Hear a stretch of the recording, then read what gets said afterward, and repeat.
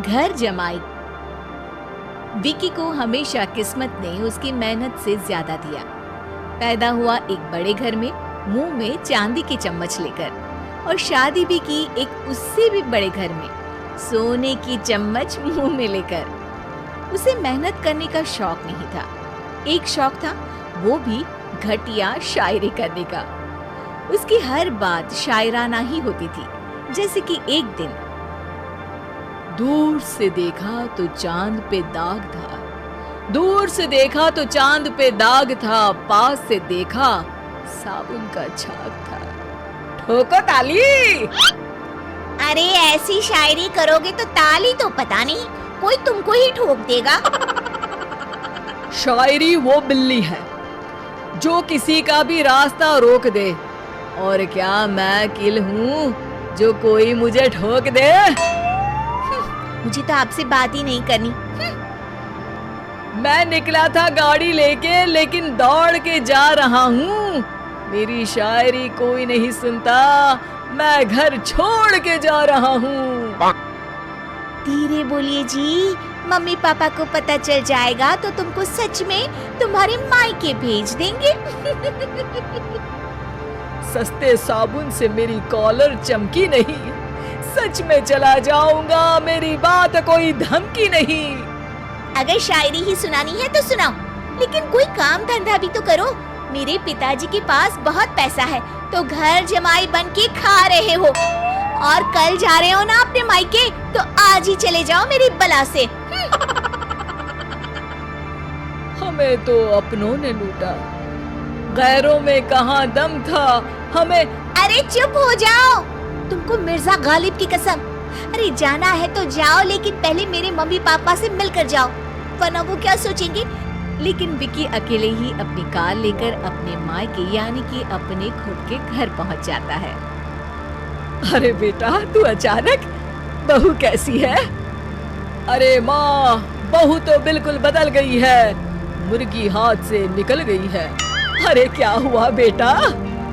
उसकी आती नहीं है, मेरी जाती नहीं है। मैं करता हूँ शायरी, उसे भाती नहीं है। मेरे पास उसका फोन आया था बेटा, सही कह रही है वो। तुमको काम करना चाहिए, तभी तो इज्जत मिलेगी। घर जमाई बनके सास ससुर के पैसों पर कब तक ऐश उड़ाते रहोगे? मेरी जिंदगी में हर तरफ से उंगली हो रही है, फोन पर मेरी चुगली हो रही है। अरे चुगली नहीं कर रही थी बहू, वो तेरा भला चाहती है बेटा। सूखे हुए कपड़े को भी गीला कह रहे हैं लोग, चुगली करने को मेरा भला कह रहे हैं लोग। ठोको ताली। ये सुन के माँ अपने हाथ से अपना सर पीट लेती है। अरे माँ, ताली की जगह माथा क्यों ठोक रही हो? बेटा तू ना आराम कर, तेरे पिताजी भी आने वाले हैं, खाना लगा देती हूँ।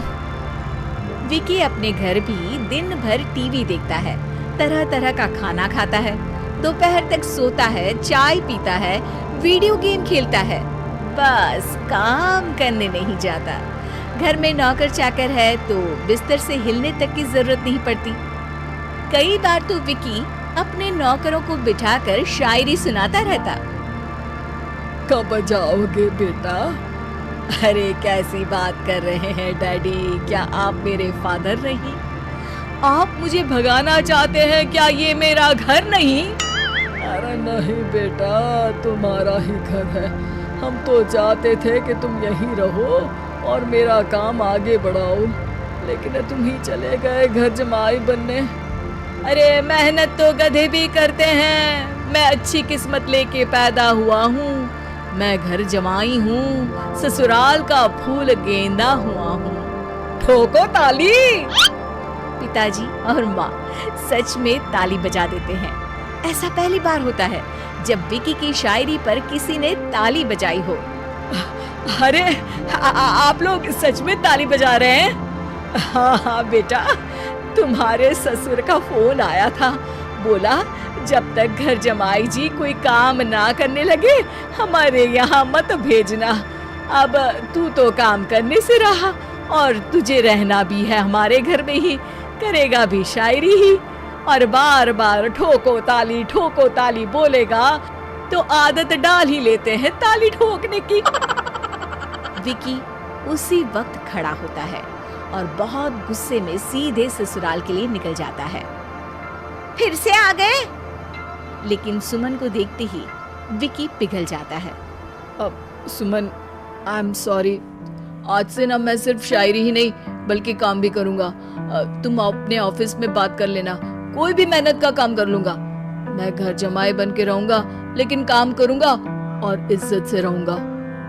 मतलब सिर्फ तुम नहीं आए हो, तुम्हारे साथ तुम्हें अकल भी आ गई है। मैं अपने कारखाने का मैनेजर बनाता हूँ तुमको, कल से मेरे साथ चलना वहाँ। थैंक यू ससुर जी।